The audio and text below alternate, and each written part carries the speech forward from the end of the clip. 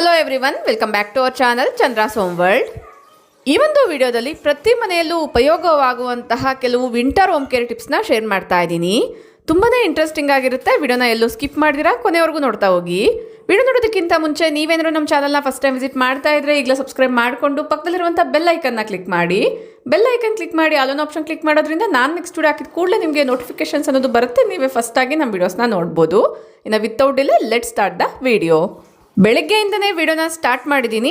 Tip number 1, morning sunlight ಬರೋ ಟೈಮಲ್ಲಿ ಕರೆಕ್ಟಾಗಿ ವಿಂಡೋಸ್ನ ಕರ್ಟನ್ಸ್ನ ಓಪನ್ ಮಾಡಿಬಿಟ್ರೆ ಆ ಸೂರ್ಯನ ಶಾಖವಾದ ಕಿರಣಗಳು ಮನೆ ಒಳಗಡೆ ಬಿದ್ದು ಮನೆ ಕೂಡ ಒಂದು ವಾರ್ಮ್ ವೆದರಲ್ಲಿ ಇರುತ್ತೆ.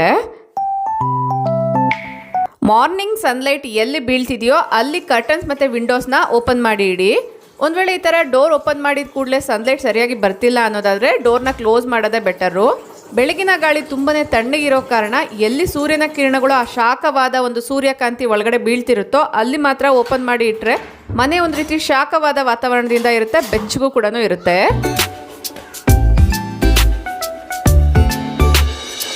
ಬೆಳಗಿನ ಜಾವನೇ ಆದರೂ ಒಂದೊಂದು ದಿನ ಒಂದೊಂದು ಟೈಮಿಂಗ್ಸಲ್ಲಿ ಸನ್ಲೈಟ್ ಅನ್ನೋದು ಎಂಟ್ರಿ ಆಗ್ತಿರುತ್ತೆ. ಆ ಒಂದು ಟೈಮಿಂಗ್ಸ್ನ ನೋಡಿಕೊಂಡು ವಿಂಡೋಸ್ ಮತ್ತು ಡೋರ್ಸ್ನ ಓಪನ್ ಮಾಡಿ ಇಟ್ಕೊಳ್ಬೋದು.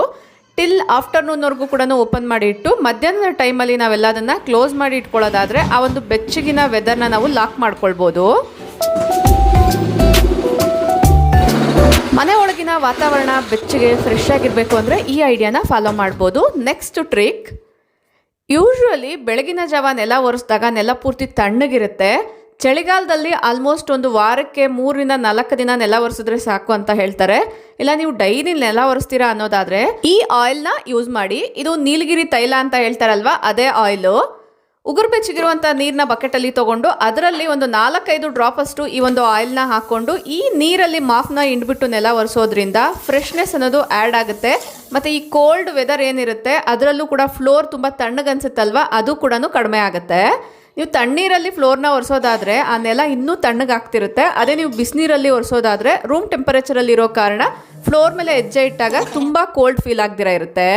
ಇಲ್ಲ ಅಂದರೆ ನೀವು ರೆಗ್ಯುಲರ್ ಆಗಿ ಓಡಾಡೋವಂಥ ಏರಿಯಾಸಲ್ಲಿ ಚಪ್ಪಲ್ಸ್ನ ಹಾಕ್ಕೊಂಡು ಓಡಾಡ್ಬೋದು, ಅಥವಾ ಈ ಥರ ಕಾರ್ಪೆಟ್ಸ್ ಇರ್ಬೋದು, ಫ್ಲೋರ್ ಮ್ಯಾಟ್ಸ್ನ ಕೂಡ ಯೂಸ್ ಮಾಡ್ಕೊಳ್ಬೋದು. ನೆಕ್ಸ್ಟ್ ಒನ್, ಹಾಟ್ ಬಾಕ್ಸಲ್ಲಿ ಹಾಲು ಹಾಕಿ. ಇದು ಚಳಿಗಾಲದಲ್ಲಿ ತುಂಬಾ ಅದ್ಭುತವಾಗಿ ವರ್ಕ್ ಆಗೋವಂಥ ಒಂದು ಟ್ರಿಕ್. ಯೂಶ್ವಲಿ ಚಳಿಗಾಲದಲ್ಲಿ ಮೊಸರು ಮಾಡಬೇಕು ಅಂದರೆ ತುಂಬ ಜಾಸ್ತಿ ಟೈಮ್ ಟೇಕಿಂಗ್. ಬಟ್ ಕ್ವಿಕ್ಕಾಗಿ ಮೊಸರು ಮಾಡ್ಕೊಳ್ಬೇಕು ಅನ್ನೋದಾದರೆ ಫಸ್ಟಿಗೆ ಈ ಥರ ಹಾಲನ್ನ ಕಾಯಿಸ್ಬಿಟ್ಟು ಒಂದು ಪಾತ್ರೆಯಲ್ಲಿ ಹಾಕಿ ಉಗುರು ಬೆಚ್ಚಗಾಗೋವರೆಗೂ ಬಿಡಿ. ಉಗುರು ಬೆಚ್ಚಗಾದ್ಮೇಲೆ ನಿಮ್ಮನೇಲಿರುವಂಥ ಒಂದು ಪುಟಾಣಿ ಹಾಟ್ ಬಾಕ್ಸ್ನ ತೊಗೊಂಡು ಅದರಲ್ಲಿ ಈ ಮಿಲ್ಕ್ನ ಆ್ಯಡ್ ಮಾಡಬೇಕಾಗತ್ತೆ. ಹಾಲು ಹಾಕೋದಕ್ಕಿಂತ ಮುಂಚೆ ಎಪ್ಪು ಹಾಕಬೇಕಾಗತ್ತೆ ಅಲ್ವಾ. ಸೊ ಸ್ವಲ್ಪ ಎಪ್ಪನ್ನ ಹಾಕ್ಬಿಟ್ಟು ಇದರಲ್ಲಿ ನಾನು ಹಾಲನ್ನ ಹಾಕ್ತಾ ಇದ್ದೀನಿ. ಇಲ್ಲ ನೀವು ವರ್ಷ ಫಸ್ಟಿಗೆ ಹಾಲು ಹಾಕ್ಬಿಟ್ಟು ಆಮೇಲೆ ಕೂಡ ಎಪ್ಪನ್ನ ಹಾಕ್ಕೊಳ್ಬೋದು.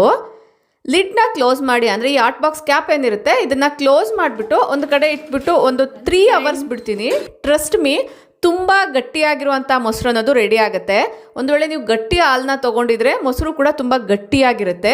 ಇಲ್ಲಿ ನಾನು ನಾರ್ಮಲ್ ಆಗಿರುವಂಥ ಮಿಲ್ಕ್ನೇ ತೊಗೊಂಡಿದ್ದೀನಿ. ನೋಡ್ತಾ ಇರ್ಬೋದು ಮೊಸರು ತುಂಬ ಪರ್ಫೆಕ್ಟ್ ಆಗಿದೆ. ನೀವು ಫ್ರಿಜ್ಜಲ್ಲೆಲ್ಲ ಇಟ್ಕೊಂಡು ತಿನ್ನೋ ಬದಲಾಗಿ ಫ್ರೆಶ್ ಆಗಿ ಬೆಳಗ್ಗೆ ಎಪ್ಪಾಕಿಟ್ರೆ ಮಧ್ಯಾಹ್ನ ಅಷ್ಟರಲ್ಲಿ ಸ್ವೀಟಾಗಿರುವಂಥ ಮೊಸರು ರೆಡಿ ಆಗಿರುತ್ತೆ.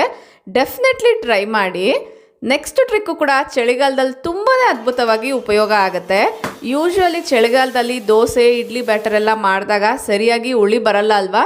ಪರ್ಫೆಕ್ಟಾಗಿ ಫರ್ಮೆಂಟ್ ಆಗಬೇಕು ಅನ್ನೋದಾದರೆ ಈ ಟ್ರಿಕ್ನ ಫಾಲೋ ಮಾಡ್ಬೋದು. ದೋಸೆ ಇರ್ಬೋದು, ಇಡ್ಲಿ ಇರ್ಬೋದು, ಟೇಸ್ಟ್ ಚೆನ್ನಾಗಿ ಬರಬೇಕು ಅಂದರೆ ಬ್ಯಾಟರ್ ಕರೆಕ್ಟಾಗಿ ಫರ್ಮೆಂಟ್ ಆಗಿರಬೇಕಾಗುತ್ತೆ. ಫಸ್ಟಿಗೆ ಇಲ್ಲಿ ನಾನು ರಾಗಿ ದೋಸೆ ಬ್ಯಾಟರ್ನ ತೋರಿಸ್ತಾ ಇದ್ದೀನಿ. ಲಾಸ್ಟ್ ವಿಡಿಯೋಸಲ್ಲಿ ಒಬ್ರು ಕಮೆಂಟ್ ಮಾಡಿದ್ರಿ ಇದನ್ನು ಯಾವ ಥರ ಮಾಡಿದ್ದೀರಾ ಹೇಳಿ ಅಂತ. 2 ಗ್ಲಾಸಷ್ಟು ರಾಗಿ, 2 ಗ್ಲಾಸಷ್ಟು ರೈಸ್ನ ತೊಗೊಂಡು 2 ಸ್ಪೂನಷ್ಟು ಮೆಂತ್ಯ, 1 ಸ್ಪೂನಷ್ಟು ಜೀರಿಗೆನ ಚೆನ್ನಾಗಿ ತೊಳೆದ್ಬಿಟ್ಟು 8 hours ನೆನೆಸ್ಬಿಟ್ಟು ಈ ಥರ ರುಬ್ಬಿಟ್ಕೊಂಡಿದ್ದೀನಿ. ರುಬ್ಬಿಟ್ಕೊಂಡಿರುವಂತಹ ಬ್ಯಾಟರ್ ಕರೆಕ್ಟಾಗಿ ಫರ್ಮೆಂಟ್ ಆಗಬೇಕು ಅಂದರೆ ಡೈರೆಕ್ಟಾಗಿ ಈ ಥರ ಕುಕ್ಕರ್ ಒಳಗಡೆ ಇಡಬೇಕಾಗತ್ತೆ. ಅಂದರೆ ಕುಕ್ಕರ್ ಒಳಗಡೆ ಯಾವ ಥರ ಇಡಬೇಕು ತೋರಿಸ್ತೀನಿ ನೋಡಿ. ಫಸ್ಟಿಗೆ ಒಂದು ಗ್ಲಾಸಷ್ಟು ನೀರನ್ನ ತಗೊಂಡು ಸ್ಟವ್ನ ಆನ್ ಮಾಡಿಬಿಟ್ಟು ನೀರು ಬಿಸಿ ಆಗೋವರೆಗೂ ಕೂಡ ಕುದಿಸ್ಕೊಳ್ಬೇಕಾಗತ್ತೆ. ನೋಡ್ತಾ ಇರ್ಬೋದು, ಕೈನ ಇಟ್ಟು ಟಚ್ ಕೂಡ ಮಾಡ್ಬೋದು. ಇಷ್ಟು ಬಿಸಿ ಆದರೆ ಸಾಕಾಗತ್ತೆ. ಕುಕ್ಕರ್ ಸುತ್ತಲೂ ಕೂಡ ಬಿಸಿಯಾಗಿರುತ್ತೆ, ನೀರು ಕೂಡ ಸ್ವಲ್ಪ ಬಿಸಿಯಾಗಿದೆ. ಈ ನೀರಲ್ಲಿ ಈಗ ದೋಸೆ ಬ್ಯಾಟರ್ನ ಇಟ್ಬಿಟ್ಟು ಓವರ್ ನೈಟ್ ಬಿಟ್ಬಿಡಿ. ಈ ಕುಕ್ಕರ್ನ ಕ್ಯಾಬಿನೆಟ್ಸ್ ಒಳಗಡೆ ಅಥವಾ ಕಬೋರ್ಡ್ಸ್ ಒಳಗಡೆ ಇಟ್ಟರು ಕೂಡ ಪರವಾಗಿಲ್ಲ. ಇಲ್ಲಿ ಕರೆಕ್ಟಾಗಿ ಅಬ್ಸರ್ವ್ ಮಾಡಿ ಬ್ಯಾಟರ್ ಎಷ್ಟಿದೆ ಈ ಬಾಕ್ಸಲ್ಲಿ ಅಂತ. ನೆಕ್ಸ್ಟ್ ಡೇ ಮಾರ್ನಿಂಗ್ ಕೂಡ ತೋರಿಸ್ತೀನಿ ಬ್ಯಾಟರ್ ಎಷ್ಟು ಚೆನ್ನಾಗಿ ಉಕ್ಕಿ ಬಂದಿದೆ ಅಂತ. ನೆಕ್ಸ್ಟ್ ಡೇ ಮಾರ್ನಿಂಗ್ ತೋರಿಸ್ತಾ ಇದ್ದೀನಿ, ಅಬ್ಸರ್ವ್ ಮಾಡ್ತಾ ಇರ್ಬೋದು. ಸೊ ಹತ್ತಿರದಿಂದ ಕೂಡ ತೋರಿಸ್ತೀನಿ ನೋಡಿ. ಬ್ಯಾಟರ್ ಫಸ್ಟ್ಗೆ ಎಷ್ಟಿತ್ತು, ಈಗ ಎಷ್ಟಿದೆ ಅಂತ ಅಬ್ಸರ್ವ್ ಮಾಡಿ. ತುಂಬ ಪರ್ಫೆಕ್ಟಾಗಿ ಬಂದಿದೆ. ಇನ್ನು ಜಾಸ್ತಿ ಬಂದರೆ ತುಂಬ ಜಾಸ್ತಿ ಹುಳಿ ಆಗಿಬಿಡುತ್ತೆ. ಬಟ್ ಇದು ಕರೆಕ್ಟಾಗಿ ಹದವಾಗಿ ಬ್ಯಾಟರಿ ಉಕ್ಕಿ ಬಂದಿದೆ. ಅಬ್ಸರ್ವ್ ಮಾಡ್ತಾ ಇದ್ದೀರಲ್ವಾ, ಆ ಲೈಟ್ ವೆಯ್ಟ್ ಅನ್ನೋದು ಕನ್ಸಿಸ್ಟೆನ್ಸಿ ನೀವು ಇಲ್ಲಿ ನೋಡ್ತಾ ಇರ್ಬೋದು. ಮತ್ತೆ ಬ್ಯಾಟರ್ ಎಷ್ಟು ಉದುಗಿ ಬಂದಿದೆ ಅನ್ನೋದು ಕೂಡ ಕರೆಕ್ಟಾಗಿ ಅಬ್ಸರ್ವ್ ಮಾಡ್ಬೋದು. ಬ್ಯಾಟರ್ ಅಲ್ಲಿ ಏರ್ ಬಬಲ್ಸ್ ಜಾಸ್ತಿ ಕಾಣಿಸ್ಕೊಳ್ತಿದೆ ಅನ್ನೋದಾದ್ರೆ ಫರ್ಮೆಂಟೇಷನ್ ಕೂಡ ಪರ್ಫೆಕ್ಟಾಗಿ ಆಗಿದೆ ಅಂತ ಅರ್ಥ. ಈಗ ಎಷ್ಟು ಬೇಕೋ ಅಷ್ಟನ್ನ ಪಕ್ಕಕ್ಕೆ ಇಟ್ಕೊಂಡು ಉಳಿದಿರೋ ಅಂಥದ್ದನ್ನ ಒಂದು ಕಂಟೈನರಲ್ಲಿ ಹಾಕ್ಬಿಟ್ಟು ಫ್ರಿಜ್ಜಲ್ಲಿ ಸ್ಟೋರ್ ಮಾಡ್ಕೊಳ್ತಾ ಇದ್ದೀನಿ. ನಾನು ಇದರಲ್ಲಿ ಇದುವರೆಗೂ ಕೂಡ ಉಪ್ಪು ಏನು ಆ್ಯಡ್ ಮಾಡಿಲ್ಲ. ಇನ್ನು ನಾನು ದೋಸೆ ಇರ್ಬೋದು, ಇಡ್ಲಿ ಇರ್ಬೋದು ಮಾಡಬೇಕಾದ್ರೆ ಸಾಲ್ಟ್ನ ಮಿಕ್ಸ್ ಮಾಡಿಕೊಂಡು ಆಮೇಲೆ ದೋಸೆನ ಮಾಡ್ಕೊಳ್ತೀನಿ. ದೋಸೆ ಕೂಡ ನೋಡ್ತಾ ಇರ್ಬೋದು ತುಂಬಾ ಪರ್ಫೆಕ್ಟಾಗಿ ಬರುತ್ತೆ. ಹೊರಗಡೆ ಕ್ರಿಸ್ಪಿಯಾಗಿ ಒಳಗಡೆ ಸಾಫ್ಟ್ ಆಗಿರುತ್ತೆ. ಡೆಫಿನೆಟ್ಲಿ ಒಂದ್ಸತಿ ಟ್ರೈ ಮಾಡಿ ನೀವು. ನೆಕ್ಸ್ಟ್ ಒನ್, ಯೂಶುವಲಿ ಚಳಿಗಾಲದಲ್ಲಿ ಕುಷನ್ಸ್ ಇರ್ಬೋದು, ಪಿಲ್ಲೋಸ್ ಎಲ್ಲ ಏನಿರುತ್ತೆ ಒಂದು ರೀತಿ ಸ್ಮೆಲ್ ಬರ್ತಿರುತ್ತೆ ಅಲ್ವಾ, ಅದನ್ನ ಅವಾಯ್ಡ್ ಮಾಡಬೇಕು ಅಂದರೆ ಸೊ ಈ ಥರ ಡೈರೆಕ್ಟಾಗಿ ಸನ್ಲೈಟಲ್ಲಿ ಹಾಕ್ಬಿಟ್ಟು ಒಂದು ಸ್ವಲ್ಪ ಹೊತ್ತು ಬಿಟ್ಟು ಆಮೇಲೆ ನಾವು ಯಥಾಸ್ಥಿತಿಯಲ್ಲಿ ಇಟ್ಕೊಳ್ಳೋದ್ರಿಂದ ಇದರೊಳಗಡೆ ಇರುವಂಥ ಬ್ಯಾಡ್ ಸ್ಮೆಲ್ ಎಲ್ಲ ಕೂಡ ಅವಾಯ್ಡ್ ಆಗುತ್ತೆ. ಇದಲ್ಲದೆ ಪಿಲ್ಲೋಸ್ನ ಕೂಡ ನಾವು ವಾಶ್ ಮಾಡ್ಕೊಳ್ಬೋದು. ಈಗಾಗಲೇ ರೀಸೆಂಟಾಗಿ ಆ ವಿಡಿಯೋನ ಶೇರ್ ಮಾಡಿದ್ದೀನಿ. ಯಾವ್ಯಾವ ಪಿಲ್ಲೋನ ಯಾವ ಥರ ವಾಶ್ ಮಾಡಬೇಕು ಅಂತ ಇಂಟ್ರೆಸ್ಟ್ ಇರೋರು ಚೆಕ್ ಮಾಡಿ.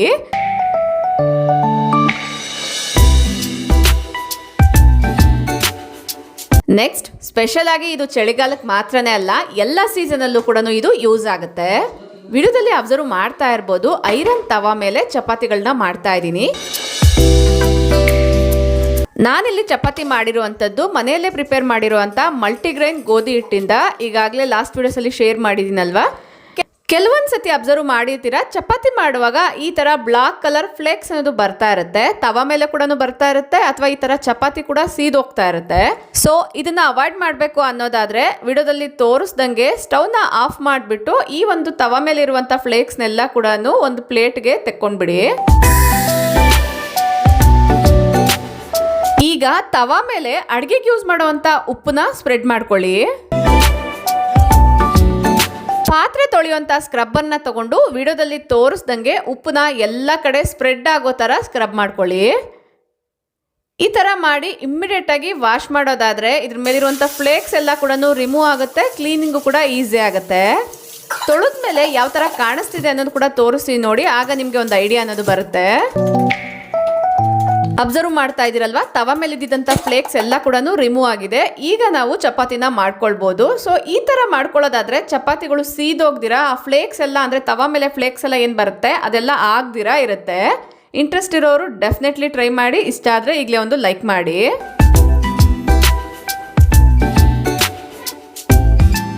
ಇಡ್ಲಿ ಪ್ಲೇಟ್ ಮೇಲೆ ಉಪ್ಪು ಹಾಕಿ ನೋಡಿ, ನಿಜವಾಗ್ಲೂ ಆಶ್ಚರ್ಯ ಪಡ್ತೀರಾ.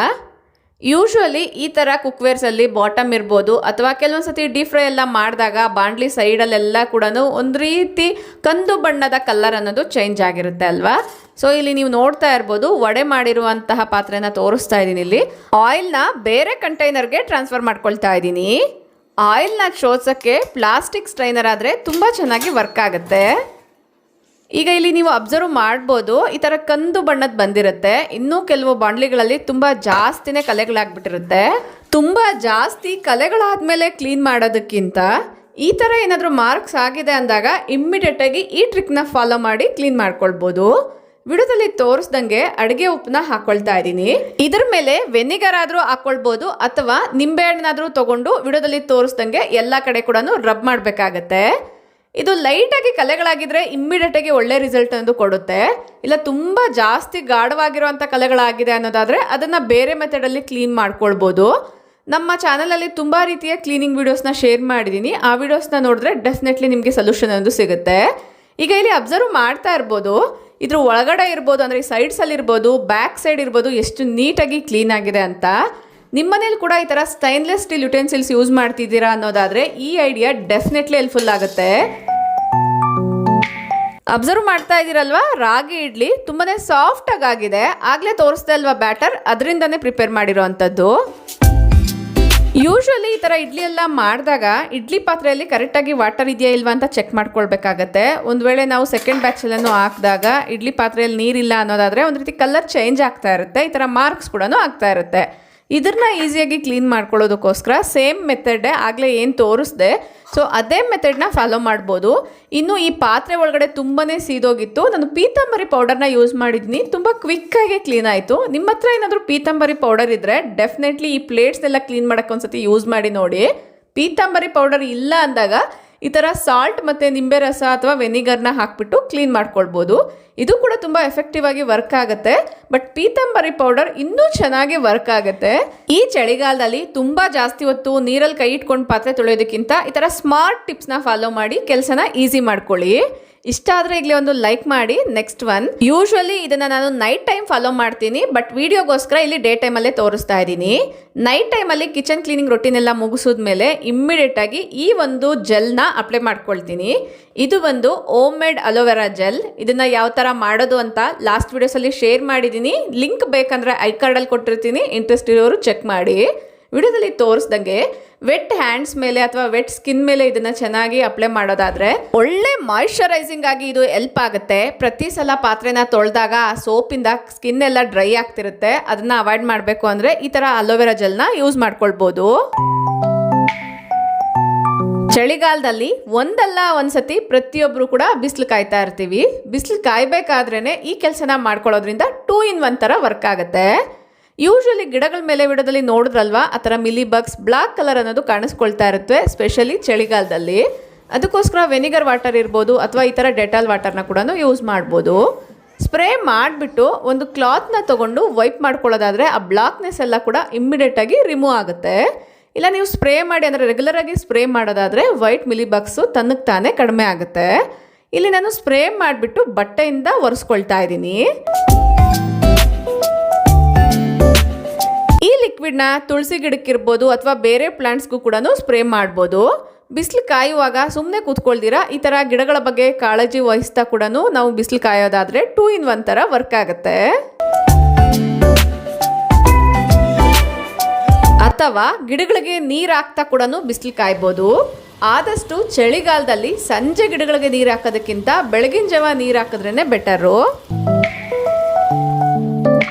It's evening time. ಯೂಶ್ವಲಿ ಅಡುಗೆ ಮನೆಯಲ್ಲಿ ಕಿಟಕಿಗಳು ಎನಿ ಟೈಮ್ ಓಪನ್ ಇರುತ್ತೆ, ಅಂದರೆ ಸಂಜೆವರೆಗೂ ಕೂಡ. ಈಗ 5 o'clock ಆಗಿದೆ ಈವ್ನಿಂಗ್, ವಿಂಡೋಸ್ನೆಲ್ಲ ಕೂಡ ಕ್ಲೋಸ್ ಮಾಡ್ತಾ ಇದ್ದೀನಿ. ಈವನ್ ಕರ್ಟನ್ಸ್ನ ಕೂಡ ಈ ಥರ ಕವರ್ ಮಾಡ್ತಾ ಇದ್ದೀನಿ. ಆದಷ್ಟು ತಿಕ್ಕಾಗಿರುವಂಥ ಕರ್ಟನ್ಸ್ನ ಯೂಸ್ ಮಾಡೋದಾದರೆ ಈ ಥರ ಕವರ್ ಮಾಡ್ಕೊಳ್ಬೋದು. ಇದರಿಂದ ಹೊರಗಡೆ ಇರುವಂಥ ತಣ್ಣನೆ ಗಾಳಿ ಮನೆ ಒಳಗಡೆ ಎಂಟ್ರಿ ಆಗದಿರ ಇರುತ್ತೆ. ಚಳಿಗಾಲದಲ್ಲಿ ಸಂಜೆ ಟೈಮ್ ಸ್ವಲ್ಪ ಬೇಗನೆ ದೀಪನ ಹಚ್ಬಿಟ್ಟು ಆಮೇಲೆ ಈ ಥರ ವಿಂಡೋಸು ಡೋರ್ಸ್ನೆಲ್ಲ ಕೂಡ ಕ್ಲೋಸ್ ಮಾಡ್ತೀನಿ.